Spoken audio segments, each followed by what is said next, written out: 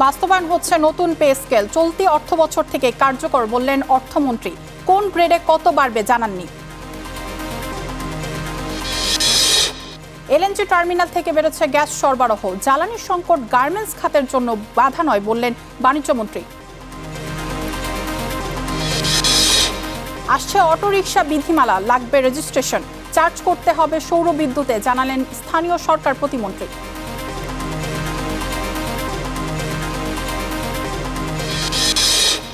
এফইওসি সুবিধা যেন জালিয়াতি ও রাজস্ব ফাঁকির হাতিয়ার, চট্টগ্রাম বন্দরে 14 আমদানিকারকের বিরুদ্ধে শুল্ক ফাঁকির অভিযোগ।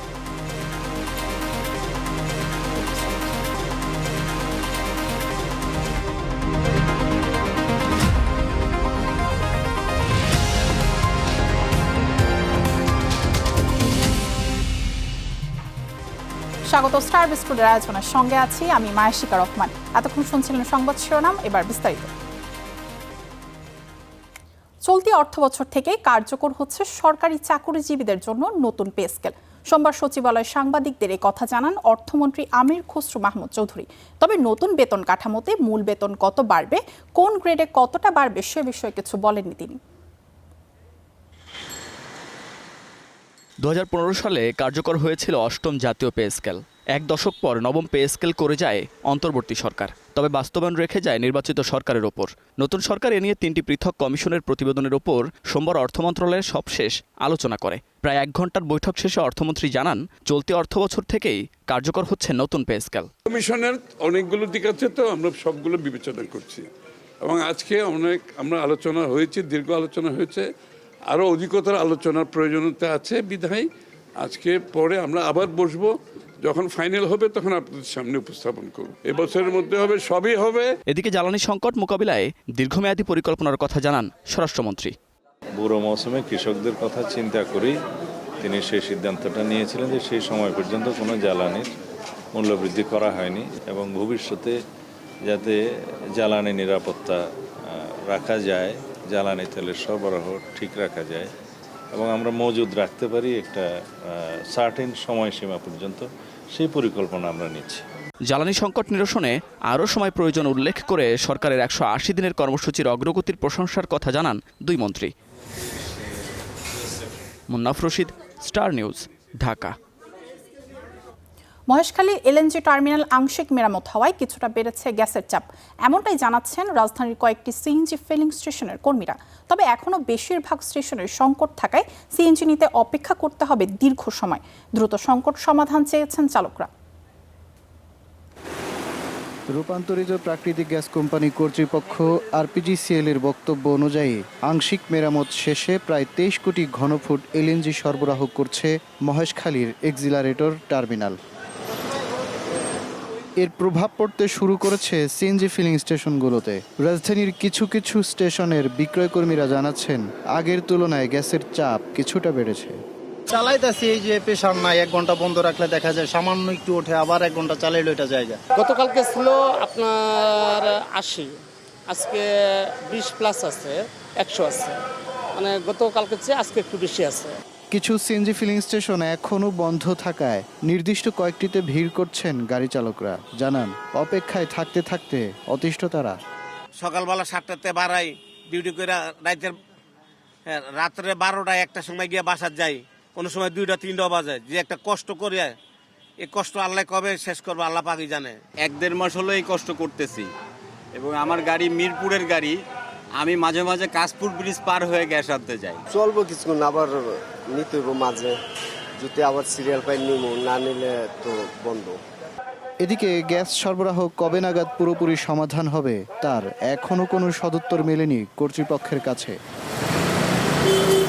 মাঝার মাহবুব, স্টার নিউজ, ঢাকা। চলমান জ্বালানির সংকট গার্মেন্টস খাতের জন্য বাধা নয় বলে মন্তব্য করে বস্ত্র ও পাট মন্ত্রী খন্দকার আব্দুল মুক্তাদির বলেছেন, এই সংকট টেক্সটাইল খাতের জন্য সমস্যা, তবে তা সমাধান করা হবেও বলে জানান তিনি। সকালে রাজধানীর বাংলাদেশ চায়না টেক্সটাইল কনফারেন্সে এই মন্তব্য করেন মন্ত্রী। চলমান জ্বালানি সংকটের নেতিবাচক প্রভাব পড়েছে দেশের শিল্প উৎপাদনে, যার অন্যতম ভুক্তভোগী দেশের তৈরি পোশাক সহ বিভিন্ন খাতের কলকারখানা। এই জ্বালানি সংকটে তৈরি পোশাক কারখানার উৎপাদন সক্ষমতা 25 থেকে 30% কমেছে বলেও দাবি করা হয় বিজেএমের পক্ষ থেকে। যদিও বস্ত্র ও পাটমন্ত্রী বলছেন দেশের চলমান জ্বালানি সংকট তৈরি পোশাক খাতের জন্য বাধা নয়। রাজধানীতে বাংলাদেশ চায়না টেক্সটাইল কনফারেন্সে এ মন্তব্য করেন তিনি। এখনও বাংলাদেশের টেক্সটাইল থেকে বেনিফিট পাওয়ার অনেক সময় আছে এবং অনেক সুযোগও আছে। এখন আসলেই সময় এসছে ম্যানমেড ফাইবার ভ্যালু এডিশনে যাওয়ার এবং সেখান থেকে আমাদের যে 38-39 বিলিয়নের এক্সপোর্ট সেটাকে অন্তত দ্বিগুণ করার এখনও পর্যাপ্ত সুযোগ আছে। জ্বালানি একটা বাধা, কিন্তু সেটা গার্মেন্টসের জন্য না, মূলত সেটা টেক্সটাইলের জন্য। এই সমস্যারও সমাধান হবে। দেশের পাট শিল্পের হারানো গৌরব ফিরিয়ে আনার পাশাপাশি পাটের উৎপাদন ও রপ্তানি বাড়াতে আগামীতে চীনের সাথে যৌথ উদ্যোগ নেওয়া হবে বলেও জানান মন্ত্রী। টেক্সটাইল ইনস্টিটিউটগুলি আমরা বিশেষত চাইনিজ কারিকুলামের সাথে এটাকে অ্যালাইন করতে চাই, যাতে এখানে একটা জয়েন্ট রিসার্চ ল্যাব করতে পারি, প্ল্যান স্টেজ থেকে প্রোডাক্টিভিটি বাড়ানো। এইভাবে আমরা এই পণ্যটাকে আগামী দিনে একটা ভিন্ন হাইটে দেখতে চাই। টেকসই টেক্সটাইল ও সিল্ক শিল্পের উন্নয়নে আয়োজিত এই কনফারেন্সে চীন ও বাংলাদেশের বিভিন্ন বিশ্ববিদ্যালয়ের প্রতিনিধিরা অংশ নেয়। Imtiaz Ahmed, star news, Dhaka. E rickshaw বা অটো রিকশার দৌরাত্ম্য ঠেকাতে আসছে বিধিমালা। এই রিকশা চালাতে লাগবে রেজিস্ট্রেশন। সোমবার সচিবালয়ে এসব তথ্য জানান স্থানীয় সরকার প্রতিমন্ত্রী মীর শাহে আলম।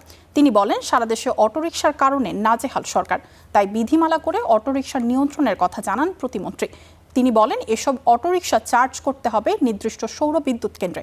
বলেন, নিয়মিত দুর্ঘটনা, অবৈধ চার্জে বৈদ্যুতিক সংকট, যানজট সহ নানা কারণে অটোরিকশাকে নিয়ন্ত্রণে আনার এই পদক্ষেপ নিয়েছে স্থানীয় সরকার মন্ত্রণালয়। অটোরিকশাটা বিধিমালাটা হবে তো আগে, বিধিমালাটা হলে বিধিমালা সিটি কর্পোরেশনকে দিলে তখন তো তারা আইনগতভাবে কার্যকরী তারা যেতে পারবে। 8টি কালার থাকবে এবং একটি জোনের ই রিক্সা বা ইলেকট্রিক রিক্সা আরেকটি জোনে যেতে না পারে, এই জন্য এটাকে আমরা ই ফেন্সিং এর মাধ্যমে আমরা নিয়ে আসবো। গত মাসে সরকারকে সবচেয়ে বেশি ভুগিয়েছে জ্বালানি সংকট। এছাড়াও দ্রব্যমূল্যের ঊর্ধ্বগতিও দেয়নি স্বস্তি। তবে এই সময় অর্থনীতিতে একমাত্র আশার বিষয় ছিল প্রবাসীদের পাঠানোর রেকর্ড রেমিটেন্স, যাতে বেড়েছে রিজার্ভ। ফলাফল স্থিতিশীল ডলারের দাম। অর্থনীতিবিদরা মনে করছেন, অতীতের পুঞ্জীভূত সমস্যাগুলোর সমাধান করাই এখন বিএনপি সরকারের সামনে বড় চ্যালেঞ্জ। মুনাফ রশিদের প্রতিবেদন। দেশ পরিচালনার 6 মাস পার করছে বিএনপি নেতৃত্বাধীন সরকার। সরকারের এই 180 দিনে অর্থনীতির সাফল্য ব্যর্থতার হিসাব মিলছে নানা সূচকে। তবে সাধারণ মানুষের কাছে অর্থনীতির বাস্তব চিত্র স্পষ্ট হয় বাজারে। দ্রব্যমূল্য কমেছে কিনা, মূল্যস্ফীতি কতটা সহনীয় হয়েছে, তাদের কাছে সেটি অর্থনীতির বড় মাপকাঠি। 6 মাস আগে ফেব্রুয়ারিতে মূল্যস্ফীতি ছিল 9.13%। জুলাইয়ে তা নেমেছে 8.32%। কিছুটা স্বস্তি এলেও উচ্চ মূল্যস্ফীতির চাপ এখনও কাটেনি। আর এই মূল্যস্ফীতির পেছনে অনেকটা দায়ী মধ্যপ্রাচ্যের যুদ্ধের ফলে তৈরি হওয়া জ্বালানি সংকট ও দাম বৃদ্ধি। গেল অর্থবছরে বাংলাদেশের রেকর্ড $10 বিলিয়ন বেশি অর্থ জ্বালানি আমদানি ব্যয় করতে হয়েছে। যদিও এর ফলে রিজার্ভে ততটা চাপ পড়েনি, কারণ দেশে বিনিয়োগ না থাকায় অন্য ক্ষেত্রে আমদানির চাহিদা ছিল কম। ফলে সরকারের 6 মাসে আগস্টে গ্রস রিজার্ভ বেড়ে দাঁড়িয়েছে প্রায় $37.7 বিলিয়ন। বাজেটে যে ধরনের প্রস্তাব দেওয়া হয়েছে আমাদের বিনিয়োগকে চাঙ্গা করার জন্য, এগুলোকে ভালোভাবে বাস্তবায়িত করতে পারলেই কেবলমাত্র আমরা রাজস্ব আহরণের সূত্রগুলোকে আরও বিস্তৃতও করতে পারবো। সামষ্টিক অর্থনীতির এই পর্যায়ে স্বস্তি থাকলেও সবচেয়ে বড় খাত রপ্তানি আয়ে হতাশা। 4টা জায়গা যদি সংস্কার করা না যায় তাহলে ইনভেস্টমেন্ট আসবে না। ফরেন ইনভেস্টমেন্ট তো আসেই নাই, বরঞ্চ আমরা যারা লোকাল ইনভেস্টর আছি আমাদেরও কিন্তু এখন টিকে থাকার সংগ্রামে থাকতে হচ্ছে। তবে ভঙ্গুর অর্থনীতিকে ধরে রেখেছেন মূলত প্রবাসীরা। গেল অর্থবছরে তাদের পাঠানো রেমিটেন্স প্রবাহ বাণিজ্য ঘাটতি মিটিয়ে বৈদেশিক বাণিজ্য লেনদেনের ভারসাম্যে উদ্বৃত্ত রেখেছে $6.6 বিলিয়ন বেশি। 6 মাসের বাস্তবতা সেটা হলো যে পুঞ্জীভূত যেসব চ্যালেঞ্জগুলো ছিল অর্থনীতিতে তারা উত্তরাধিকার সূত্রে পেয়েছেন, সেগুলোর ক্ষেত্রে কোনো ধরনের বড় ধরনের কোনো ব্যত্যয় বা ব্যতিক্রম বা উন্নতি আমরা কিন্তু দেখিনি। সরকারের 6 মাসে সামষ্টিক অর্থনীতিতে ইতিবাচক প্রবণতা না থাকলেও দ্রুত জ্বালানি সংকট সমাধান করে বিনিয়োগ বাড়ানোর উপর জোর দিয়েছেন সংশ্লিষ্টরা। Munaf Rashid, star news, Dhaka. চলতি 2026-27 অর্থবছরে কৃষক ও পল্লী ঋণ বিতরণ লক্ষ্যমাত্রা 60,000 কোটি টাকা নির্ধারণ করেছে বাংলাদেশ ব্যাংক। আগের অর্থবছরের চেয়ে যা 54% বেশি। সোমবার তসফিলি ব্যাংকগুলোর প্রধান নির্বাহীদের সঙ্গে বৈঠকের পর নতুন কৃষি ও পল্লী ঋণ নীতিমালা ঘোষণা করে কেন্দ্রীয় ব্যাংক। নতুন নীতিমালায় বাড়ানো হয়েছে এই খাতের ব্যাংকগুলোর ঋণ বিতরণের হার। এই অর্থবছরে ব্যাংকগুলোকে মোট ঋণের ন্যূনতম 4% বিতরণ করা হবে কৃষি খাতে।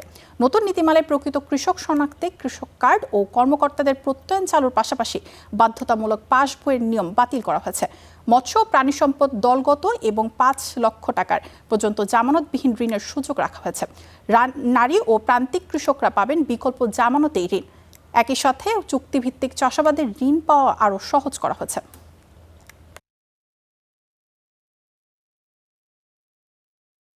কৃষির প্রতি যে আমাদের মনোযোগ বা কৃষির প্রতি আমাদের যে ঋণ হিসেবে যেটা দেওয়া উচিত সেটার তুলনায় মনে হয় আমরা আরো বাড়ানো দরকার। সেই উদ্দেশ্যকে সামনে রেখে আমরা 2.5% থেকে এবার 4% উন্নীত করেছি।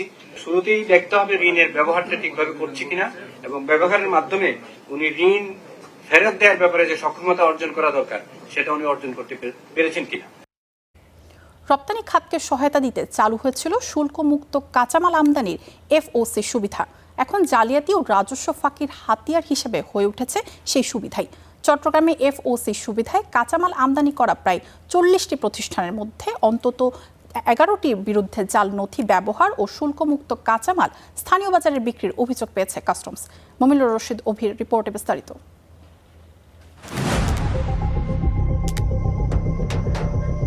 চট্টগ্রামের পাহাড়তলী এলাকার সানটেক্স নেটওয়ার্কস লিমিটেড প্রতিষ্ঠানটি গত 2 বছরে 4টি ভুয়া প্রত্যয়নপত্র ব্যবহার করে প্রায় 20 কোটি টাকা মূল্যের 332 টন কাপড় শুল্কমুক্তভাবে আমদানি করে, যা ধরা পড়ে কাস্টমস বন্ড কমিশনারেটের অভ্যন্তরীণ তদন্তে। বন্ডওয়ালারা তাদের যে আইনি প্রক্রিয়া আছে বা যদি তারা প্রমাণ করতে পারে এটা আমরা 2 নম্বরই করতেই মাথা পেতে নেব সমস্যাটা। নগরীর হালিশহর এলাকার আরেক প্রতিষ্ঠান ফোকাস অ্যাপারেলস বিডি লিমিটেডের বিরুদ্ধে অভিযোগ আরও স্পষ্ট।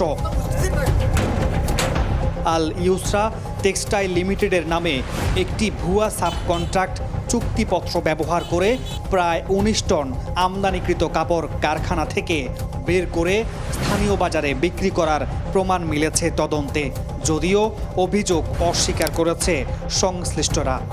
আমাদের মাল আছে তো, আমাদের মালটা আমরা সাবকন্ট্রাক্টে দিচ্ছি, এটাই, আর কোনো কিছু না। চট্টগ্রাম ইপিজেড ভিত্তিক ফাল্গুন গ্রুপের JMS গার্মেন্টসের বিরুদ্ধেও ব্যাপক অনিয়মের প্রমাণ মিলেছে অনুসন্ধানে। বন্ড সুবিধায় আনা কাঁচামালের মধ্যে হদিস নেই 9,500 টন ফেব্রিক্স, 5,000 টনেরও বেশি অ্যাক্সেসরিজ ও 67 টন প্যাকেজিং ম্যাটেরিয়ালস। এগুলো বিক্রি করে দেয়া হয়েছে খোলা বাজারে। অনিয়ম এখানেই শেষ নয়। প্রতিষ্ঠানটি রপ্তানি আয়ের প্রায় 118 কোটি টাকা দেশে ফেরত আনেনি। এর আগে 2020 সালেও শুল্ক ফাঁকির অভিযোগে তাদের বিরুদ্ধে মামলা হয়। একই গ্রুপের আরেক প্রতিষ্ঠান মডেস্ট গার্মেন্টসের বিরুদ্ধেও শুল্ক ও কর ফাঁকির অভিযোগ আছে। এসব অভিযোগের বিষয়ে কথা বলার জন্য পাওয়া যায়নি প্রতিষ্ঠানের দায়িত্বশীল কাউকেই। এত সব অনিয়মের বিষয়ে এখন কঠোর ব্যবস্থা নেয়ার কথা বলছে কাস্টমস ও বন্ড কমিশনারেট। তাদের যে মজুদটা থাকার কথা ছিল, আমাদের টিম যে সেরকম মজুদ পায়নি। ওনারা দলিলাদি জালিয়াতি করেছেন বেসিক্যালি, যেটা ধরেন ফাইলে উপস্থাপিত হয়নি বা আমাদের ক্ষেত্রে অনুমোদন হয়নি, ওইটাকে ওনারা অনুমোদিত হয়েছে এরকম উপস্থাপন করে বিভিন্ন শুল্ক স্টেশনে যে তারা তাদের ব্যবসায়িক কার্যক্রম পরিচালনা করছে। চট্টগ্রামে বর্তমানে 40 থেকে 42টি প্রতিষ্ঠান FOC সুবিধায় কাঁচামাল আমদানি করে।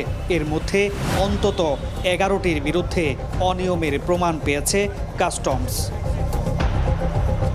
মামুনুর রশিদ অভি, স্টার নিউজ, চট্টগ্রাম। বাংলাদেশের প্রায় 1,000 কোটি টাকা বিনিয়োগের আগ্রহ প্রকাশ করেছে সংযুক্ত আরব আমিরাত প্রবাসী বাংলাদেশি ব্যবসায়ীরা। একই সঙ্গে ভিসা জটিলতা নিরসন ও দেশে আটকে পড়া প্রবাসীদের দ্রুত আরব আমিরাতে ফেরানোর দাবি জানিয়েছে প্রবাসী ব্যবসায়ীদের সংগঠন বাংলাদেশ CIP বিজনেস অ্যাসোসিয়েশন। সোমবার রাজধানীর ইআরএফ মিলনায়তনে আয়োজিত সংবাদ সম্মেলনে সংগঠনটির নেতারা জানান, বাংলাদেশের সম্ভাব্য বিনিয়োগের প্রধান খাত হবে এআই ভিত্তিক ইসলামী ব্যাংকিং, খাদ্য প্রক্রিয়াজাতকরণ, নবায়নযোগ্য জ্বালানি, পর্যটন, শিক্ষা ও স্বাস্থ্যসেবা। বিনিয়োগ সহজ করতে সরকারি অনুমোদন, জমি ও অবকাঠামো ও ওয়ান স্টপ সার্ভিস চালু চান তারা।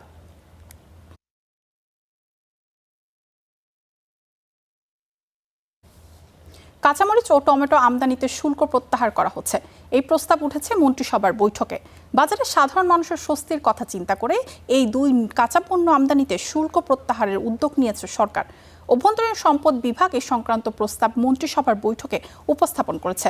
আমদানির খবরে বাজারে কিছুটা কমেছে কাঁচামরিচের দাম। জাতীয় রাজস্ব বোর্ডের তথ্য অনুযায়ী কাঁচামরিচ ও টমেটোর আমদানিতে নির্দিষ্ট কোনো শুল্ক নেই।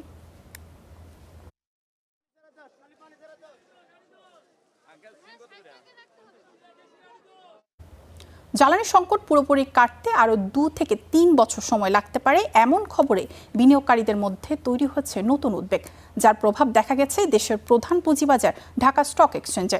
সোমবার ডিএসইতে সূচক পড়েছে প্রায় 46 পয়েন্ট।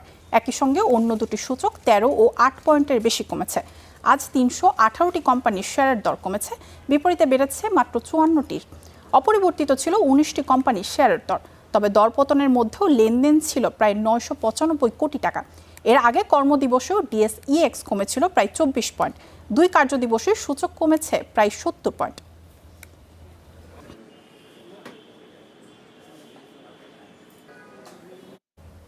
এবার জানাবো বৈদেশিক মুদ্রার আজকের বিনিময় হার। দেশের বাজারে $1 কেনা হচ্ছে 122 টাকা 55 পয়সায়, বিক্রি হচ্ছে 123 টাকা 63 পয়সায়। ব্রিটিশ পাউন্ডের ক্রয় মূল্য 165 টাকা 81 পয়সা আর বিক্রয় মূল্য 166 টাকা 2 পয়সায়। ইউরোজোনের একক মুদ্রায় ইউরো কেনা হচ্ছে 141 টাকা 77 পয়সায়, বিক্রি হচ্ছে 141 টাকা 89 পয়সায়। ভারতীয় মুদ্রার রুপি ক্রয় ও বিক্রয় মূল্য 1 টাকা 28 পয়সা। সৌদি আরবের রিয়েল কেনা হচ্ছে 32 টাকা 46 পয়সায়, বিক্রি হচ্ছে 33 টাকা 18 পয়সায়। মালয়েশিয়ান রিঙ্গিতের ক্রয় মূল্য 29 টাকা 86 পয়সা, বিক্রয় মূল্য 30 টাকা 52 পয়সা। এছাড়া সংযুক্ত আরব আমিরাতে দিরহাম কেনা হচ্ছে 33 টাকা 18 পয়সায় আর বিক্রি হচ্ছে 33 টাকা 84 পয়সায়। চীনা ইউয়েন কেনা হচ্ছে 18 টাকা 7 পয়সা আর বিক্রয় হচ্ছে 18 টাকা 43 পয়সায়।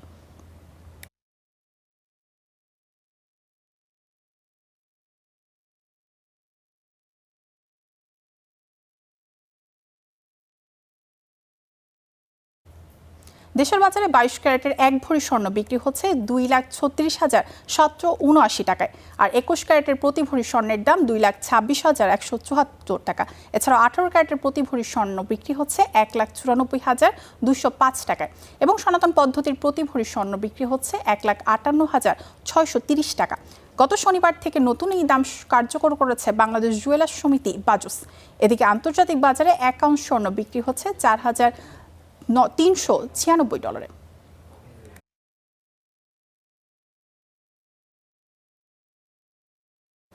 আন্তর্জাতিক বাজারে প্রতি ব্যারেল অপরিশোধিত তেলের দাম এখন $88 ওপরে।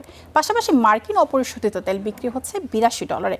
হরমুজ প্রণালী দিয়ে জাহাজ চলাচল স্বাভাবিক হওয়া নিয়ে অনিশ্চয়তায় বিশ্ববাজারে বেড়েছে জ্বালানি তেলের দাম। এদিকে কোনো চুক্তি ছাড়াই শেষ হয়েছে যুক্তরাষ্ট্র ও ইরানের মধ্যে সমঝোতা মেয়াদ। গত 17 জুন দুই দেশের মধ্যে সই হওয়া সমঝোতার কথা বলা হলেও আলাপ আলোচনার মাধ্যমে 60 দিনের মধ্যে চুক্তিতে পৌঁছাবে দুপক্ষ, কিন্তু তার হয়নি। নতুন কোনো চুক্তির মেয়াদ বাড়াতে কোনো পক্ষই আগ্রহী নয়। কয়েক সপ্তাহ ধরে দুপক্ষ একে অপরের বিরুদ্ধে চুক্তি লঙ্ঘনের দায়ে অভিযুক্ত করে আসছে।